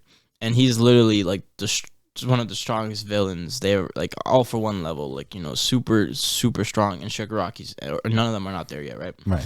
So they go and they're fighting this dude, and from my understanding, they're fighting him for like days with like very little. It's literally like, because what happens is when you're fighting Gigantomachia, he literally grows in size and he becomes this indomitable force that just doesn't run out of steam, except for 3 hours a day. He kind of takes a breather, like sleep, and then just goes right back at it. And he knows where you are. Yeah, he can track you. He is like, they run away and regroup somewhere else, and literally you see like the trees coming down in distance. You're like, oh fuck, he's back. Yeah. So I think it's 5 days of this. Yes. And like they are run ragged. Now, meanwhile, there's this group who we mentioned before, the Meta Liberation Army. They're finally coming into play again. So they've been kind of inkling themselves into society, ingraining in like hero tech companies and like different, politicians everywhere. They're pretty much like everywhere. Yeah, they're not really like a villain party. They're kind of like this political. This like political movement where they feel the Meta Liberation Army. It wants to follow the path of Destro, and they feel that Hero Society has misinterpreted Destro's the mother of Quirk's words. Right? She feels that they feel that quirks should not be regulated. They should not be restricted. They should not do anything. Anyone should be able to use their quirk, like, as much as they want, whenever they want, to do whatever they want. And that's pretty much the ideology of the Meta Liberation Army. Now, the Meta Liberation Army is no longer run by Destro, but now by its current boss, Redestro. The big schnoz man. Yeah, the big schnoz man. So, from my understanding, Redestro is the son of Destro. And he's this big lead, not only the leader, but like this big like head executive of like this hero weapon or hero armor, hero tech company. And he decides that the League of Villains is a stain on society and wants to take him out. Right. So he contacts Shigaraki and is like, we're going to fuck you up. Pretty much. Yeah. You have no options. We're going to fuck you up. And Shigaraki's kind of just like, you know what, man? Let's bring the big guy to them. Right? Yeah. Let's let them deal with it. So they teleport over to the city where they're predominantly the Meta Liberation Army is at. Yeah. And we have a couple developments here for the League of Villains. I really love this arc. So the first one we're going into is Toga. Yeah. So Toga starts brawling with everyone, and you get a lot of big flash stories with her, essentially, with That's not Toga. There she is. There she is, little crazy girl, and you get like a lot into her history about her quirk and her family. Do you want to get into that, Michael, at all? Yeah, so it's kind of interesting what My Villain Academia does is that you start seeing the kind of like failings of Hero Society, where Toga is like her whole quirk revolves around her ingesting blood, and then she uses that to kind of transform. Yes. And the inherent nature of the quirk has kind of caused her to become a little bit Kooky? A little bit well, she's not mentally all there, right? She has a fascination with blood and stuff. Well, she has like an addiction to it. Yeah. But it's not her fault. It's like the quirk requires it of her. Yeah. And like you find out like her family like loathed her and thought she was a freak and stuff. Even in school, like people were kind of like, you know, and then she resolved herself to be like, I'm going to be normal. I'm going to make sure I'm trying to be normal, but she can't keep it up. And one day she cracks and she finally says like, fuck being normal. Yeah. Like I'm going to embrace this. And cause like she gets into a fight with, this girl, this news lady who like wants a big scoop on her. Yeah. And her ability is literally Killer Queen from JoJo, where she just, everything's a bomb. I'm going to turn everything into a bomb.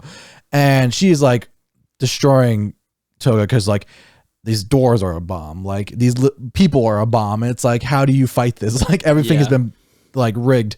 And note that during this time, like the army has like 100,000 strong. Yeah, they're a little army. All there. Yeah, well, almost. They're like there's a big piece of them that's there fighting them right now. So like there's like these 6 dudes fighting like hundreds of thousands of people. Right. And Toga's an interesting character because not it really does reflect like you said, the failings of Hero Society. Like you see that she's being rejected by her own parents. She's being rejected by everyone else. And like again, this is supposed to be the society that like supports people with quirks, right? Yeah. But it's only the quirks that they like. That's what you find. That only is like normal enough. The only normal enough people can survive in this world. You can even briefly see this with like Shinso stuff. Is that like he has the weird quirk of like brainwashing, and they're afraid of him. And they're afraid of him. And it's like you have to have the right quirks that are flashy and like good for public eye and stuff. Yeah, so you see like there's failings here. There's like societal norms that are affecting others that don't fall into that category. Right.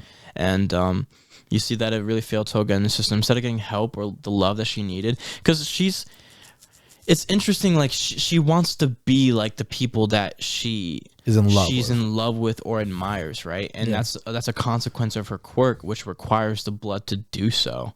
Yeah. So she's constantly craving blood, and she's now associated that need as love. Yeah, you know what I mean. Like, because she like has her moment in this fight where she takes. She wants to. She starts thinking about Ochako. Yeah, and she takes her blood and she transforms into Ochako. Excuse me. Yeah. Maybe trying to get away. I don't really remember like the goal of that was, but like she ends up learning that through the evolution. Yeah, she can actually use the quirks of the people that she ingests, right? Yeah, like the blood of the people that she ingests. So like she starts using the gravity quirk. Yeah, and kills this bitch. Yeah, just whops this bitch. Dude. Yeah, and you see a lot of evolutions throughout the fights. Yes, and we'll get there. Yeah, but she ends up getting hurt really bad in the process of this, and we're not really sure if she makes it out. She actually gets saved by another character who's really important. Yep. Twice. Right above my head. Yeah. We haven't mentioned Twice that much throughout this, but he's basically this character that has the quirk to make copies of himself or others. And he had this incident once where he made like a crap ton of copies of himself. And he started to forget which one was the original. And he started like they all started like fighting like I'm the original, no I'm the original, I'm the original, I'm the original, and like they all start fighting each other and evaporating, and he kind of lost his mind and the idea that is he the real one or is he not.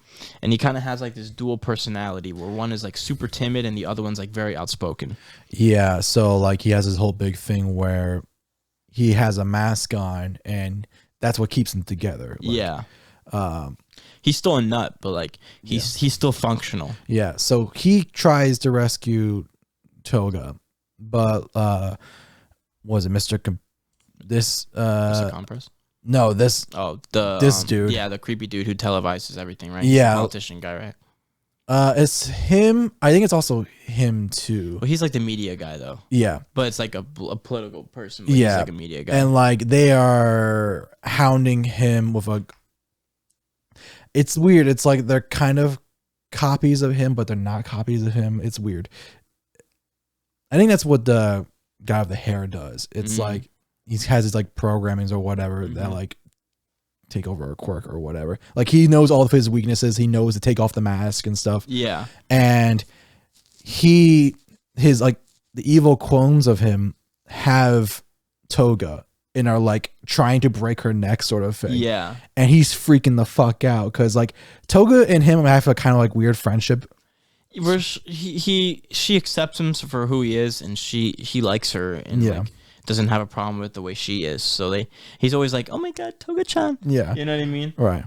And everything. So like they have this big thing. He cares about her a lot. Yeah. So like he finally loses it, and I don't know if it's an evolution, but I think he kind of just accepts his quirk. Well, he was always so broken. I think he just like we didn't know. Yeah. You know that he was so broken because he's only made copies. Like he'll make copies of others, and like but not like to a crazy extent. But he would never make copies of himself. But he decided it's kind of I love this. Like let me tell you why I love this arc. I love this arc because this is exactly how a hero arc would go, but it's the villains. Yes. Your friends are in trouble. You're the only one who can stop them. Yeah. And you have to break your limits. The power of friendship. Yeah, the power of friendship. But with villains, it's so and I heard it was very taboo in Japan. Apparently they don't like the villains that much. Like if you ever feel like if you look at the villain arcs, like even the campfire arc, anytime it has to do with the villains, it's very rushed.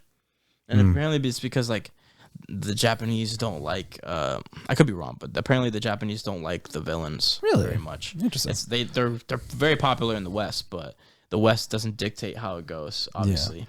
Well, I mean, what was interesting is that what's his move called? It's like the March of the Sad Parade. Like what is it? It's Sad Parade. Sad Parade. Yeah. Right? And like he explodes into copies and upon copies of himself. It's like he's amassed his own army. Yeah, what did he call it? It was like the move is called Sad Man's Parade, but it's like something else. I forget. Let me see.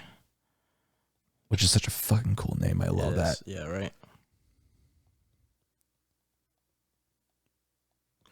See if that comes up. Let's see, Sad Man's Parade. I guess that's all it is. It's just Sad Man's Parade. So okay, yeah, I thought he had like a special move name for it because they have like I guess it's a full name, Infinite Double Sad Man's Parade. That's what it is. Okay, it's a super move where he goes crazy. So basically, he just like makes like thousands of himself. Right. It just thousands and overruns the city. And Shigaraki's like trying to make his way to like Redestro to fight him. Yeah. At this time, Yeah. And he's like having to go through villains, decaying them. And you see at one point that when he decays them, he decays somebody, the spread of that decay kills other people too. Yeah. So like if you get he's evolved in a sense now. Right. To this where if he like say like I touched a keyboard or something, or I touched Michael over here, right? Yeah, right. And then someone's the ghost is next to Michael, and a little bit of ash of Michael sprinkles on Ghost. Now Ghost starts decaying. Yeah. And it's kind of just like going forward from there, and you're seeing that he's progressing. Yeah. In general. So now Shigaraki with twice his clones, because they also go there because not the prefix that their like dealer or whoever like gives them like smuggles like gear to them or like food or whatever to the villains is being captured and tortured by them, and Twice is good friends with him. So because Twice is all about his friends, right? Because he never had friends before, so now he has friends and he really cares about them. So they also went there to rescue him. I think his name is Garo or something. Maybe I'm wrong because that sounds like a One Punch Man character. I it is like One Punch Man. I could have sworn that character is similar though. I want to feel like that's It's his okay. name. It doesn't matter. Whatever. He's a side character. Yeah. And so they all rescue him, and like with the clones, and like Twice also makes clones of the League people too. Yeah. And Shigaraki ends up going toe to toe with Destro and like a bunch of people, and he's getting kind of whooped a little bit. Yeah. Because Destro's quirk is that the more stress he gets, like the more bulky and like strong. Like, yeah, he turns into a big boy. Yeah, another behemoth to some extent. And basically you get now Shigaraki's backstory, which is like the most impactful part. And again, I had big gripes with this in the anime. I just feel like the anime didn't do it well. I don't know what it is, but I just remember feeling some type of way when reading that in the manga and being like, fuck, that's really fucked up. And that's really sad. And then when I and it's rushed too. It just feels so rushed. Like this arc in the anime, I had such big gripes with. I was waiting for this arc. So let me get to that before I get to Shigaraki's thing. Because like Shigaraki's thing is good, and it's a good story. And I want to get to that positively, but let me get my gripes out of the way with this arc. So in the anime in specific, it goes from the Class 1A provisional stuff to the internship arc with Endeavor, which we'll get to in a few. And this is bullshit because this doesn't happen until after My Villain Academia, and they solely did this for the movie. It seemed like they sacrificed this whole season for the movie because they pushed what should have been the internship arc at the end. They pushed My Villain Academia at the end, which was like less episodes to cover this shit, and it just felt rushed. The animation was kind of poor. This should have been like crazy good animation, season 3 overhaul stuff. You know what I mean? And it just wasn't. It wasn't at all. So I just feel like, was it season 3 overhaul or 4? 3. 3? No, 4. Because 3 was the All for One. Yeah, so season 4 stuff. So like, honestly, man, it was really disappointing to go from something so godlike to that, to having this like major moment with the main villain of the story so far, and just have it kind of fall on deaf ears. Like, it just like they kind of fast forward through a lot of I don't know. It just felt rushed. They didn't really like handle it very well. And the animation wasn't that great. I wasn't happy the way they laid it out all for the movie, which I haven't seen because I'm boycotting it personally. That's how tight I am. Because I was really excited for this arc and for this season to go crazy, and they just didn't deliver to me. So I'm hoping that they do better. Speaking of movies, because My Hero had 3 movies now? Yeah, it's 3 movies. The second movie was fire. Like, I have the first movie on DVD. It's still watch it. It's still up there, unsealed. I haven't seen the first movie, actually. I know, we were supposed to watch it together. Imposter watches. This movie that's been out for like 5 years. Yeah. Who is Melissa? I know, right? I mean, I know who she is because like I've seen spoilers and stuff, but I haven't seen the actual. Yeah, you want to talk about harem adding? Yeah, right. Anyway, all right. So that's my grievances with this season. Not a big fan of the choices that they made. But Shigaraki's backstory. So you go into Shigaraki's backstory, you find out where he is named Shimura Tomura. Yeah. Right. That's his actual name, and he's this kid. Well, like we said last time, he's the grandson of. Excuse me. Sorry. Yeah, he's wrong pipe. So he's the grandson of Nana Shimura, the 7th user of One for All, the actual 7th user of One for All. And basically he lives with his mother, his father, and his sister, and his grandparents. Yeah. And his dog. And his dog, oh yes. His little Shiba Inu. Yeah. And he wants to be a hero. Yes, that's his dream. Yeah, but his dad has a hate boner for heroes. A fat hate boner for heroes, because obviously Nana died to All for One and couldn't raise him, so he's not very happy with the hero society. Yeah.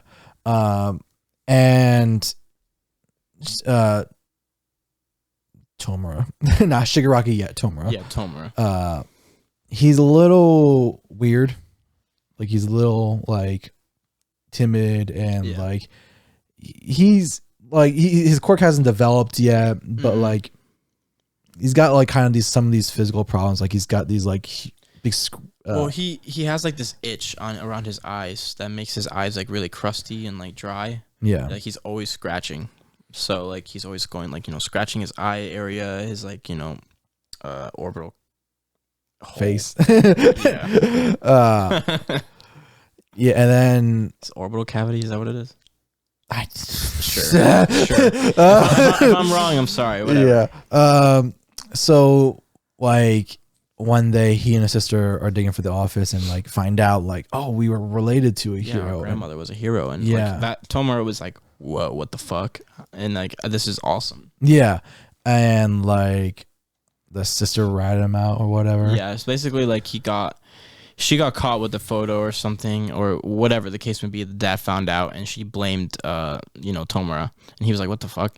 And he got the dog shit beaten out of him, which was an irregular event in this household. And like he's constantly getting beaten by his dad. His dad's like super aggro and hates him very much, and like is constantly treating him like shit. The grandparents don't do anything. The sister doesn't do anything. The mother doesn't do anything, and he just feels like alone.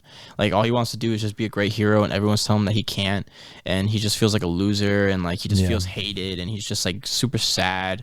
And you get to this scene where he's crying and like holding his dog, and he's just like, like, why can't I just, whatever, be a hero? Like, what's wrong? Why doesn't no one stick up for me?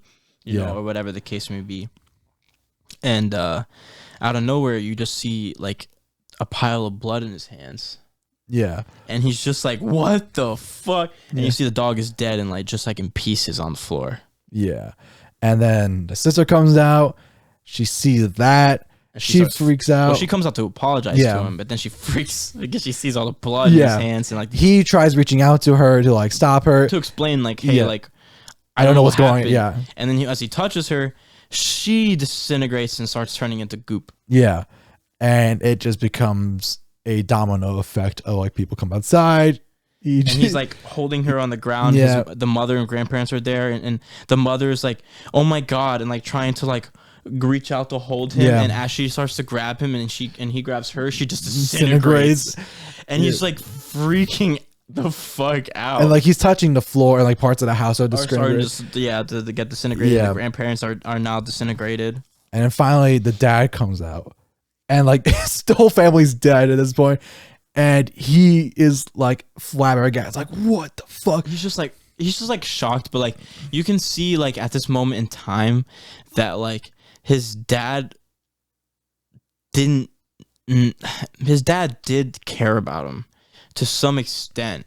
Because like when you see, like, I don't know, there's just like, there's not rage in his face. Like you see like as he's being drawn by Horikoshi, you see like shock and like sadness and just like, what is going on to my son? Yeah. Like, you know what I mean? Like what is going, like concern, like what is going on to my son? Yeah. But at this point it's too late. Yeah. Shigaraki leaps on him. Yeah. Like for some reason he says like, he's felt like after like a second, like when he really thinks about it, like, and he's like in the moment, he's like, why am I like, I'm enjoying this. Yeah. You know what I mean? Like I'm not itchy anymore. Like, you know, and then he leaps on his dad, like you said. Yeah. With this like grotesque, like creepy ass face. Yeah. Grabs him by the neck. Yeah. And like actually purposefully like disintegrates his father. Yeah. So he kills him like in cold blood, like on purpose. And you see like the darkness rise in him, and he becomes, you know, at some point he goes on the street, like All For One finds him and names him Shigaraki, and it's history. Yeah. You know? And then come back to the present where he's evolved his abilities even further. So like, so at this point, he hasn't evolved. He remembers. Because Shigaraki did not remember anything about his past for a very long time. Or if he did, it was like in the very the back accesses of his mind, where he just didn't know. Yeah. And also, like, the hands that are on Shigaraki were the hands of his dead relatives. Yeah, fun fact. It's not just decoration. All For One made for him. I think they're also receivers, because All For One, like, for a long time, you're like, well, how does All For One know everything? But he still has one. Huh. I never really thought about that. Huh. We'll get there. We're not there yet.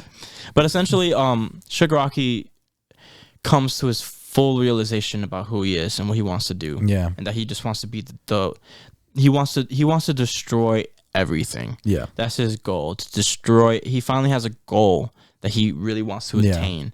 And obviously he actually cares about his like the league, so like anything they want or people they want alive, he'll exclude. Yeah. To some extent, you know, because he wants them to be happy too. But his main goal is to just destroy everything, and he like lets off like this humongous blast of decay that just destroys like the majority of the city, like in one shot. Yeah, and downs Destro. And downs Destro. Destro has to like cut off his limbs or he'll disintegrate, so he has no legs anymore. He still has arms, but he has no legs. Yeah.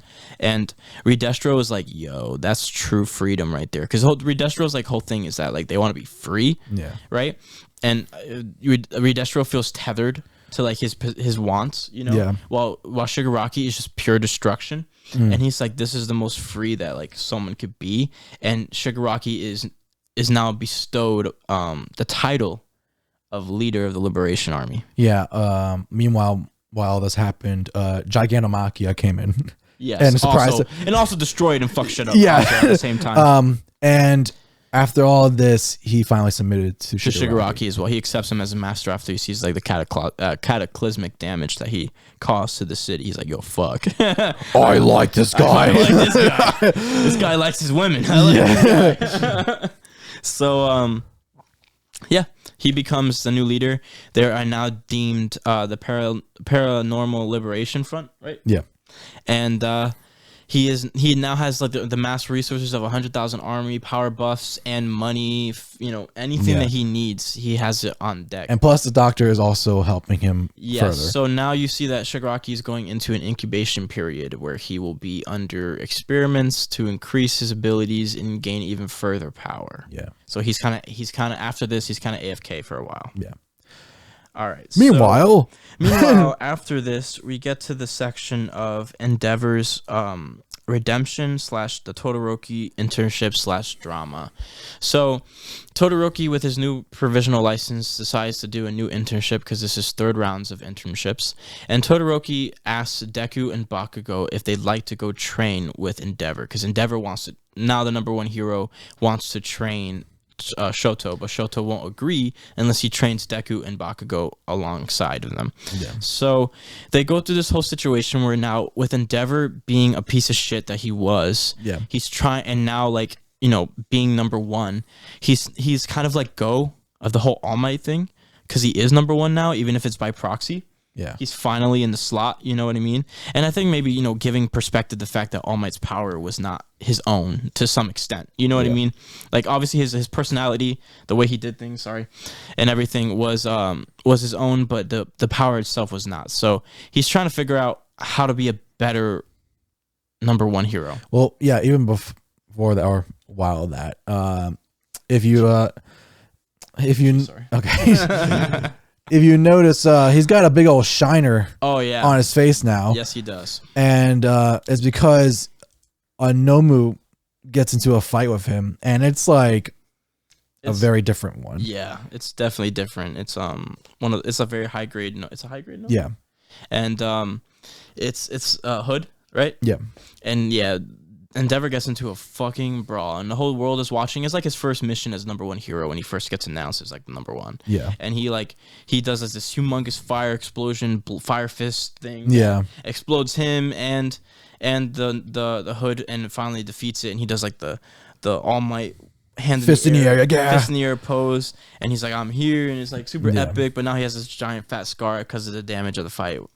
So he's kind of like. And Todoroki was watching and like kind of rooting him on, but slowly not. Like, they're trying to almost mend their relationship to some degree, because like Todoroki can't forget what he's done, you know, but he also acknowledges the change his father's trying to make. And he's like, I can't accept you as a father, but I can accept you as the number one hero Endeavor. Yeah, which is like progress, you know, to some extent. I mean, I think him getting beaten down by Hood has like humbled him a little bit, because he was like, oh fuck, like, you know. And I think he's just trying to understand like what it means now, like, because he's let go. Like, his whole goal was to be number one and surpass All Might, but there's nothing to surpass anymore, and he is number one. Yeah. So he's kind of like that hatred and drive is like kind of no longer in gear. You know what I mean? So he's trying to really understand how to do better. And obviously no one in Hero Society knows that the number two hero, now number one hero, has such a crooked history, right? You know, in general. So in this section, you find that Endeavor is teaching Deku how to control Black Whip.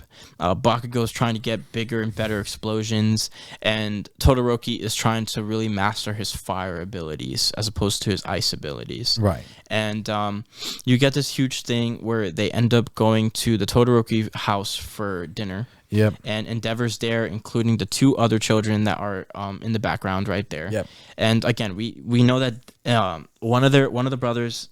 We find out one of the brothers is dead.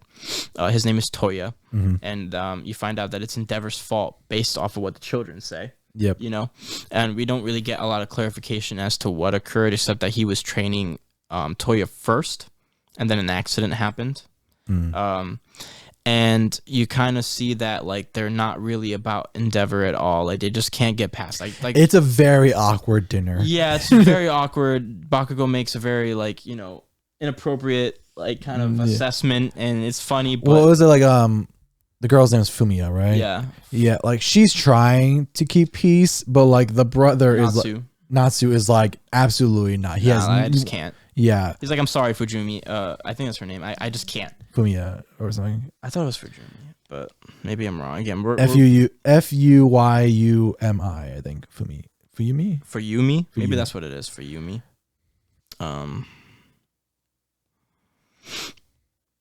Yeah. So she's trying to keep the peace. He's like, I'm sorry. I'm trying to for Yumi Todoroki. Yeah, you're right. And again, like obviously their mother Rei is in the hospital because the mental institute because of what she did to Shoto still, you know. So the family is pretty broken up, and it's all Endeavor's fault really. Yeah. Because he's just like he didn't give a fuck about his other children because they didn't give him the quirks factors that he wanted. Toya had a really powerful quirk as well, but again there was an accident that occurred with him, so basically he just moved on to Shoto. Yep. And you can just see like the repercussions, and he's feeling it, and he thinks like the best thing for his family is for him to just stay away. Yeah, like keep distance. I mean? Hey Cole. Hey buddy. The cat is here. My cat is here. Hello buddy. And basically they decide to leave, and the whole part of this internship is that Endeavor was like, if you guys, your goal is to save somebody before I do. Right? Yeah. So there's this villain that breaks out of prison that had a run into Endeavor previously, right? Yeah. And he actually comes to his house and takes Natsuo captive. And Endeavor's just fucking frozen because that's his kid, and he's having like war flashbacks to whatever happened to Toya. We don't know. And everyone's freaking out. No one knows what to do. But then the 3 kids take action and end up saving him. Right. And with Endeavor could not.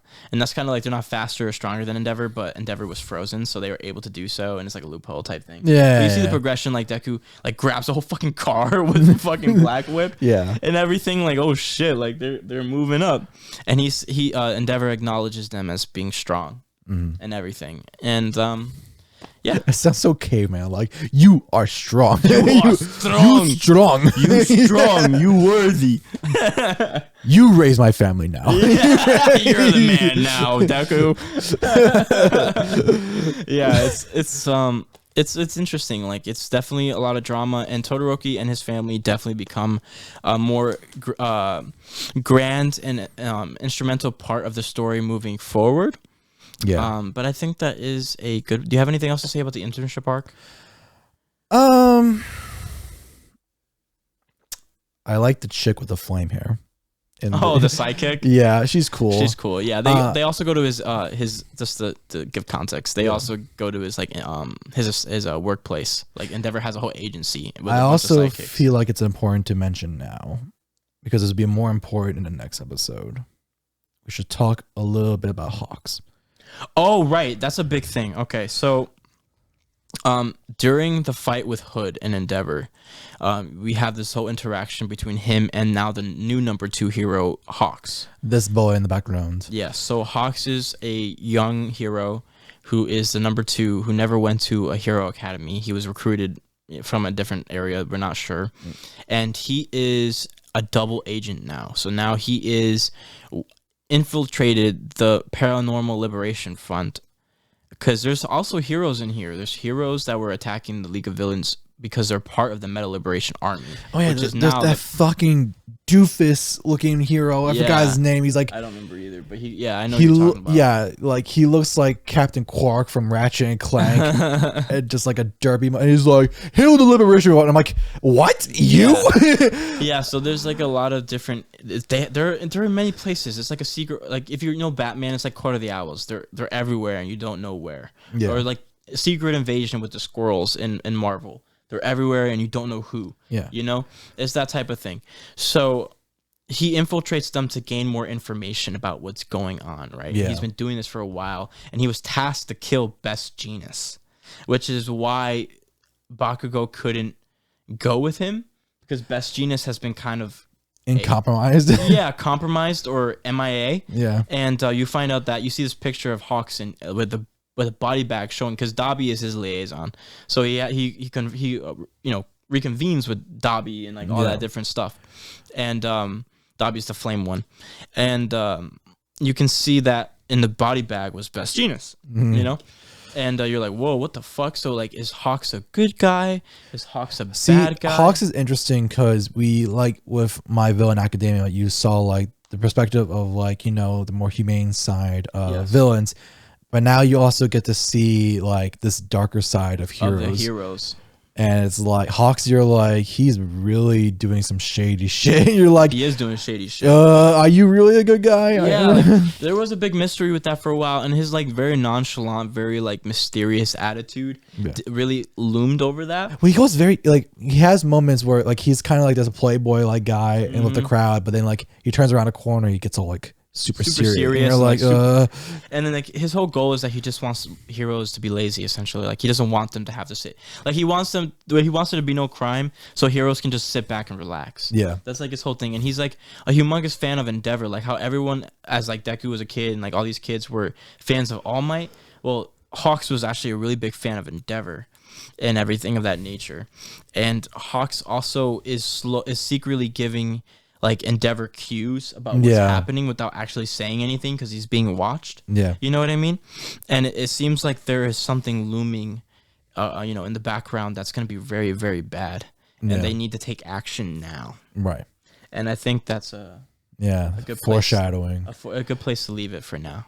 Yeah, I mean, I do agree with you a bit, where because how that anime had it, it was this arc came before My Villain Academia, so it spoiled the fact. Oh, that too. That's another. Oh my god, you just reminded me. I know. I don't mean to cut you off. I'm so sorry, but you just reminded me, dude. So my biggest gripe with the fact that they switched it over is that you did not know who would survive in My Villain Academia because it came first. You had no fucking clue if Toga survived, if Mr. Compress survived, if Dobby lived, if Shigaraki, no one knew. And especially with Toga's situation, she was like on the brink. You know what I mean? Yeah. She was pretty much dead, and no one knew what would happen.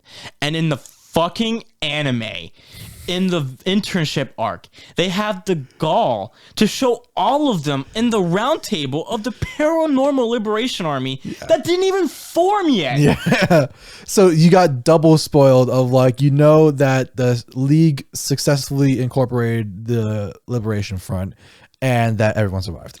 It's just like, it was dumb. It was really so dumb. fucking stupid. But continue. I mean, that was my gripe of like, because then you didn't have the suspense of. There was no suspense. Well, because you also didn't have the suspense of like what Hawks is investigating of like. Yeah, like you don't know. Yeah, he's like, he gives like Endeavor the book of the Meta Liberation Army, like their like Destro novel or whatever, their Bible essentially, and he has like a bunch of notes in there, like secret codes. Like there's 1,000 army or whatever, and yeah, he's and like, it's what the fuck? He's like, Endeavor's like this is code, like I gotta decipher this. Like there's like this big mystery, this looming threat. You know what I mean? Yeah. And the anime just handled that so poorly. Season 5 was definitely a dunce in the My Hero Saga, for sure, in my eyes. The manga, I encourage everyone to read it. Now, I mean, you know now anyway, unless you haven't read it. Then why are you listening to this? You should read it first. Yeah, exactly. But I do recommend anyone to read the manga instead, just to get some perspective, because Hirokoshi does really go crazy. You know, Hirokoshi Sensei, excuse me, really goes fucking crazy with his art and the way he does things. So I really recommend anyone to do that. Yeah. What are your thoughts so far about the story? I mean, like I said before, or we both said, season 4 is probably the best. Like overhaul, anime, hell yeah. Overall is such a cool villain, and his whole arc is just so fun to do. It's, you know what it's like? It's kind of like Clone Wars with Star Wars. Like, it's just the most fun time of My Hero Academia because you have all these cool villains and characters. Clone Wars is the best time of Star Wars. That's very true. Yeah, and like, I mean, not to say that where we're going with My Hero is bad either, but it's just kind of like, this is the kind of the fun part of like, this is like My Hero at its prime. Of just it's like every story has like the lull of like the characters, like, you know, building themselves up, building their relationships, getting a name for themselves. Yeah. And then we're finally getting to the part where like shit's about to go down. Yeah, you know what I mean? Exactly. Like, and it's just so good. Yeah. Oh yeah, man. What's coming? Oof, you guys aren't ready. Yeah. But we're gonna get into manga content next time. Yep. So all you anime boys and girls. Fuck out. No, I'm joking. Whoa. Who said that? Who said that? Oh, was it man. Was it you, Ghost? Oh, no. No, I'm just kidding. Oh, Please come no. back. Please come back. I love you. I'm just kidding. Please, I love you long time. I give good suck. No.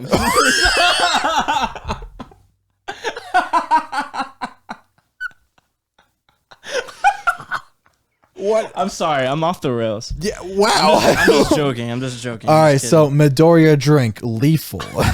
Should not put so many mint leaves in there. No, stop. I'm just tired, man. No, but saucy I won't do that. But I really hope you guys come back and watch the videos. Yeah, I'm just a big troll, unfortunately, to Michael's Michael's pain. Anyways, thank you for watching. Come subscribe to our channel. We have a new episode every Thursday. We have a Dark Souls LP happening right now. Yeah, watch me get tortured. Yep, get good, loser. Wow.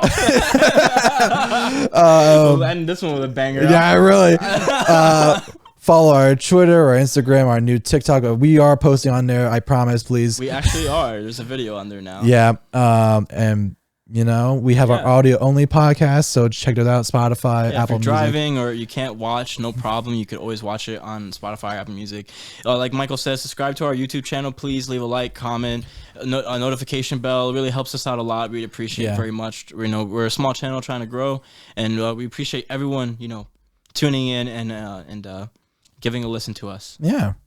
So yeah, I think that's it for today. Thank you guys again so much. I'm Jake. I'm Michael.